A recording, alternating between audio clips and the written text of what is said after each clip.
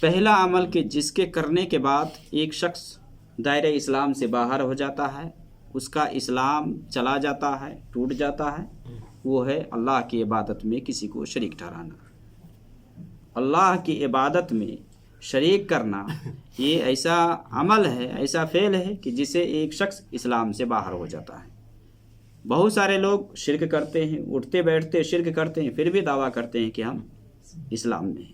اب دیکھیے اللہ رب العالمین نے قرآن مقدس کے اندر بیان فرمایا ہے، ان اللہ لا یغفر ان یشرک بہ ویغفر ما دون ذلک لمن یشاء، کہ یقیناً اللہ رب العالمین شرک کے علاوہ جو بھی گناہ ہے وہ معاف کر دے گا اگر چاہے گا تو، لیکن شرک کو معاف نہیں کرے گا۔ ان اللہ لا یغفر ان یشرک بہ، اللہ اس بات کو پسند ہی نہیں کرتا کہ کوئی آدمی اللہ رب العالمین کے ساتھ کسی کو شریک ٹھہرائے، کسی اور کو بھاگے دار جانے۔ اب اللہ کی عبادت میں چاہے شریک کرے، چاہے اللہ کی ربوبیت میں شریک کرے، چاہے اللہ کے نام میں شریک کرے، یعنی ذات میں یا صفت میں کسی میں بھی شریک کرتا ہے تو اللہ رب العالمین اس بات کو پسند نہیں فرماتا ہے۔ اور یہ ایسا گناہ ہے کہ جس پہ اگر آدمی مر جاتا ہے تو اللہ رب العالمین اسے معاف نہیں کرے گا، بخشش نہیں ہے، اور ایسا شخص مخلد فی النار ہوگا، ہمیشہ ہمیش جہنم میں رہنے والوں میں سے ایسا شخص ہوگا جو شرک پر مرتا ہے۔ اسی طرح سے اللہ رب العالمین نے مشرک کے اوپر حرام کر دیا ہے، جنت کو حرام قرار دیا ہے۔ انہ من یشرک باللہ فقد حرم اللہ علیہ الجنہ ومأواہ النار وما للظالمین من انصار، کہ اللہ رب العالمین نے مشرک کے اوپر جنت کو حرام کر دیا ہے اور جہنم اس کا ٹھکانہ بنا دیا ہے۔ ایسے ظالموں کا ٹھکانہ کیا ہے؟ جہنم ہے۔ ومأواہ النار وما للظالمین من انصار، اللہ نے فرمایا کہ ظالموں کا کوئی مددگار نہیں ہے، کوئی ہیلپ کرنے والا نہیں ہے۔ تو یہ پہلا عمل ہے کہ جس کے کرنے کے بعد ایک شخص اسلام سے نکل جاتا ہے، اسلام سے باہر ہو جاتا ہے، اس کا اسلام چلا جاتا ہے۔ اسلام میں آنے کے لیے کیا ہے کہ آدمی اللہ رب العالمین کو اپنا رب مانے گا، معبود مانے گا، الہ مانے گا، نبی صلی اللہ علیہ وسلم کو اپنا رسول مانے گا، اشہد ان لا الہ الا اللہ واشہد ان محمدا عبدہ ورسولہ، یہ کہہ کر کے آدمی، مطلب یہ ہے کہ یہ جب آدمی کلمہ کہتا ہے کہ میں یہ گواہی دیتا ہوں کہ اللہ رب العالمین کے علاوہ کوئی معبود برحق نہیں ہے، تو گویا کہ اللہ کے علاوہ کسی اور کی عبادت نہیں ہوگی، یا اللہ کی عبادت میں کسی اور کو شریک نہیں کیا جا سکتا ہے، نہیں ٹھہرایا جا سکتا ہے۔ اگر کوئی شریک ٹھہراتا ہے گویا اس کا ایمان صحیح نہیں ہے۔ اسی لیے تو یہ بنیادی چیز ہے، اسلام میں آنے کے لیے بنیادی چیز ہے کہ اللہ رب العالمین کو اپنا معبود برحق جانے اور نبی صلی اللہ علیہ وسلم کو اللہ کا رسول اور اس کا بندہ جانے۔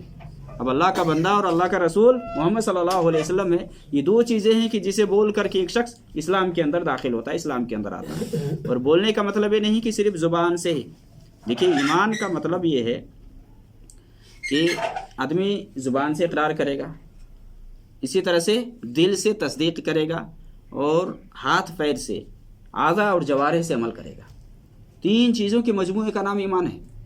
ایک ہی چیز نہیں ہے کہ آدمی زبان سے کہہ لے اور نماز ہی نہ پڑھے، تو پھر اس میں فائدہ نہیں ہے۔ زبان سے بولے گا، اقرار باللسان، تصدیق بالجنان اور عمل بالارکان، ہاتھ پیر سے عمل کرے گا آدمی، زبان سے بولے گا، دل سے گواہی یعنی تصدیق کرے گا، اس کو مانے گا، تب جا کر کے مسلمان ہوگا۔ صرف زبان سے بول لینے کا نام اسلام نہیں ہے کہ آدمی زبان سے بول لے اور کہہ دے کہ ہم مسلمان ہو گئے۔ تو یہ بنیادی چیز ہے شرک، کہ شرک کرنے سے ایک شخص کا اسلام چلا جاتا ہے، اسلام اس کا ختم ہو جاتا ہے، یہ پہلی چیز ہے۔ اور شرک میں جیسے کہ مان لے کہ غیر اللہ کے لیے ذبح کرنا، غیر اللہ کے لیے نظر و نیاز کرنا، آج یہی چیز عام ہے، لوگ بڑی خوشی میں یہ عمل انجام دیتے ہیں، غیر اللہ کے لیے نظر و نیاز مانتے ہیں، غیر اللہ کے لیے چڑھاوا چڑھاتے ہیں۔ اب یہ سب جو عمل ہے میرے بھائی، یہ سب عبادت ہے۔ عبادت کیا ہے کہ ہر وہ کام، ہر وہ بات، ہر وہ فعل، چاہے آدمی ظاہری طور پر انجام دے چاہے باطنی طور پر، جس سے اللہ رب العالمین راضی ہوتا ہے، خوش ہوتا ہے، یہ عبادت ہے۔ تو عبادت کی وہ عمل کہ جو صرف اللہ کے ساتھ خاص ہے، جس کے کرنے سے اللہ رب العالمین راضی ہوتا ہے، وہ عمل کسی اور کے لیے آدمی انجام دے۔ اور عبادت کی جتنی بھی قسمیں ہیں، عبادت کی جو بھی قسم ہے نا، سب اللہ رب العالمین کے ساتھ خاص ہے۔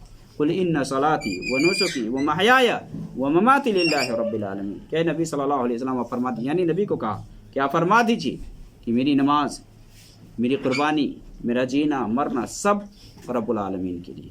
قل ان صلاتی و نسکی و محیایا و مماتی، یعنی جینا مرنا سب کچھ.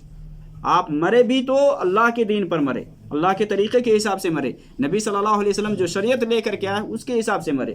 جیے تو آپ اسی کے حساب سے جیے، تب جا کر کے فائدہ ہوگا. اب ماننے کی بعض چیزیں تو آپ اللہ کے لیے ثابت کرتے ہیں، لیکن بعض چیزوں میں کیا کرتے ہیں؟ آپ اللہ کا شریک ٹھہراتے ہیں. قرآن میں اللہ تعالیٰ نے فرمایا وَمَا يُؤْمِنُ أَكْثَرُهُم بِاللَّهِ إِلَّا وَهُم مُشْرِكُونَ. اکثر و بیشتر لوگ اللہ پر ایمان رکھتے ہیں، لیکن ایمان رکھتے ہوئے کیا کرتے؟ وہ شرک کرتے ہیں. وَمَا يُؤْمِنُ أَكْثَرُهُم بِاللَّهِ إِلَّا وَهُم مُشْرِكُونَ. دیکھیے ایک جز کو مانتے ہیں، دوسرے جز کو نہیں مانتے. اب مشرکین مکہ کیا کرتے تھے؟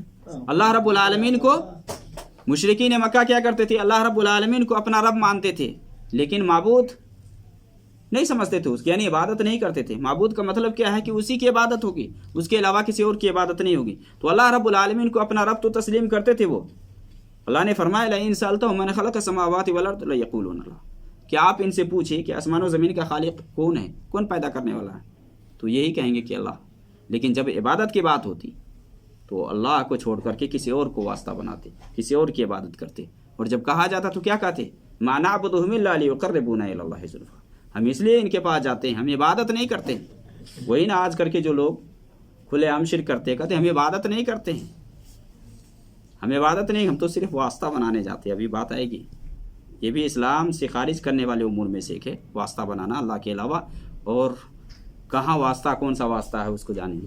تو یہ مشرکین کیا کہتے تھے کہ ہم ان کی عبادت نہیں کرتے، بلکہ ہم اس لیے ان کے پاس جاتے ہیں کہ یہ ہمیں اللہ سے قریب تر کر دے.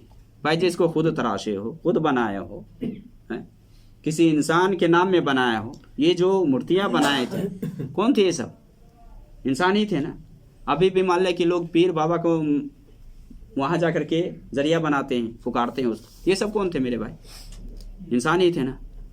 جب نبی کو آپ نہیں پکار سکتے اس طرح سے تو دوسروں کی تو باتیں چھوڑے آپ. تو دیکھیے اللہ تعالیٰ نے فرمایا کیا؟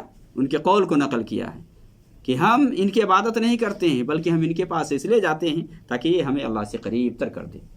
ما نعبدهم الا ليقربونا الى الله زلفى، یعنی اللہ رب العالمین نے سمجھداری عطا فرمائی ہے، دو آنکھیں دی ہیں اور دکان دیا ہے، پھر بھی لوگ نہیں سمجھتے ہیں. دنیا میں دیکھیے نا، سب کچھ اللہ رب العالمین نے کس لیے بنایا ہے؟ اس کے علاوہ کوئی اور مالک ہو سکتا ہے؟ اس کے علاوہ کوئی اور خالق ہو سکتا ہے؟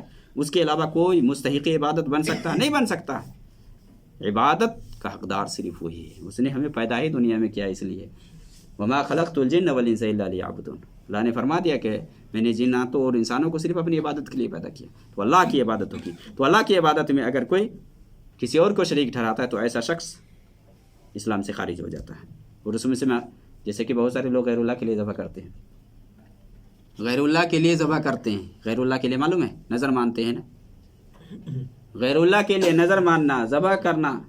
بہت سارے لوگ مرغے چڑھاتے ہیں، بہت سارے لوگ بکرا چڑھاتے ہیں. یہ سب میرے بھائی شرک ہے. میں کہا کہ عبادت کی جتنی بھی قسم ہے، چاہے آپ ظاہری طور پر کریں چاہے باطنی طور پر کریں، صرف اللہ کے لیے کریں. یہ پہلی چیز ہے کہ جسے انسان اسلام سے خارج ہو جاتا ہے. شرک کرنے سے اس کا اسلام چلا جاتا ہے. بہت سارے لوگ قبر کے لیے ذبح کرتے ہیں، بہت سارے لوگ جن کے لیے ذبح کرتے ہیں، جن کے لیے بھی ذبح کرتے ہیں، خوش کرنے کے لیے، راضی کرنے کے لیے. نہیں کریں گے تو ناراض ہو جائے گا جن. یہ سب تو جو بھی شرک میں جو بھی آتا ہے نا، یہ کرنے سے ایک شخص کا اسلام ختم ہو جاتا ہے، چلا جاتا ہے.